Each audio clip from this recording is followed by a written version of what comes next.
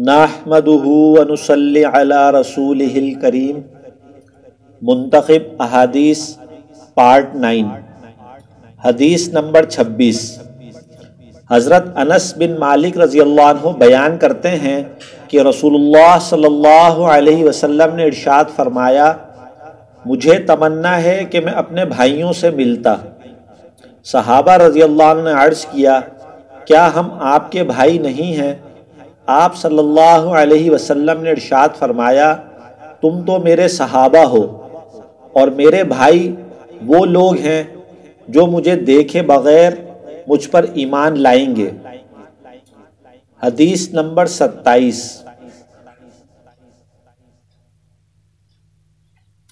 حضرت ابو عبد الرحمن جوہنی رضی اللہ عنہ روایت کرتے ہیں کہ ہم رسول اللہ صلی اللہ علیہ وسلم کے پاس بیٹھے تھے کہ دو سوار سامنے سے آتے نظر آئے۔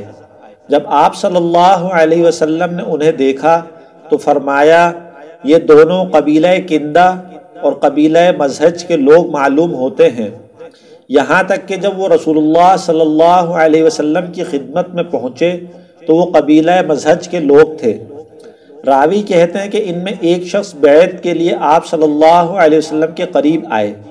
جب انہوں نے آپ کا دست مبارک ہاتھ میں لیا تو عرض کیا، یا رسول اللہ، جس نے آپ کی زیارت کی، آپ پر ایمان لایا اور آپ کی تصدیق کی اور آپ کا اتباع بھی کیا، فرمائیے اس کو کیا ملے گا؟ آپ صلی اللہ علیہ وسلم نے ارشاد فرمایا، اس کو مبارکباد ہو۔ یہ سن کر برکت لینے کے لیے انہوں نے آپ کے دست مبارک پر ہاتھ پھیرا اور بیعت کر کے چلے گئے۔ پھر دوسرے شخص آگے بڑھے، انہوں نے بھی بیعت کے لیے آپ کا دست مبارک اپنے ہاتھ میں لیا اور عرض کیا، یا رسول اللہ، جو آپ کو دیکھے بغیر ایمان لائے، آپ کی تصدیق کرے اور آپ کا اتباع کرے، فرمائیے اس کو کیا ملے گا؟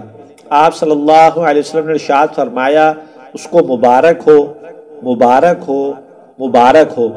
انہوں نے بھی آپ کے دست مبارک پر ہاتھ پھیرا اور بیعت کر کے چلے گئے۔ حدیث نمبر 28۔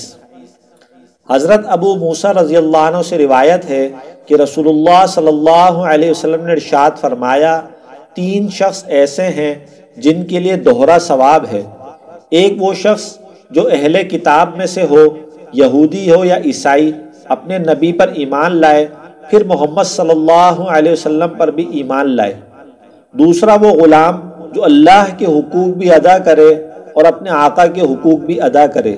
تیسرا وہ شخص جس کی کوئی باندی ہو اور اس نے اس کی خوب اچھی تربیت کی ہو اور اسے خوب اچھی تعلیم دی ہو، پھر اسے آزاد کر کے اس سے شادی کر لی ہو، تو اس کے لیے دوہرا اجر ہے۔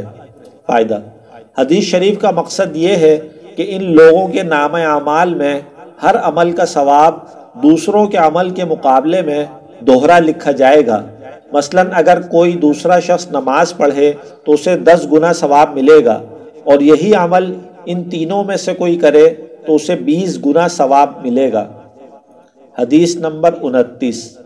حضرت اوسط رحمۃ اللہ علیہ فرماتے ہیں کہ حضرت ابو بکر رضی اللہ عنہ نے ہمارے سامنے بیان کرتے ہوئے فرمایا، 1 سال پہلے رسول اللہ صلی اللہ علیہ وسلم میرے کھڑے ہونے کی اس جگہ خطبے کے لیے کھڑے ہوئے تھے۔ یہ کہہ کر حضرت ابو بکر رضی اللہ عنہ رو پڑے، پھر فرمایا، اللہ تعالیٰ سے اپنے لیے عافیت مانگا کرو، کیونکہ ایمان اور یقین کے بعد عافیت سے بڑھ کر کسی کو کوئی نعمت نہیں دی گئی۔ حدیث نمبر 30۔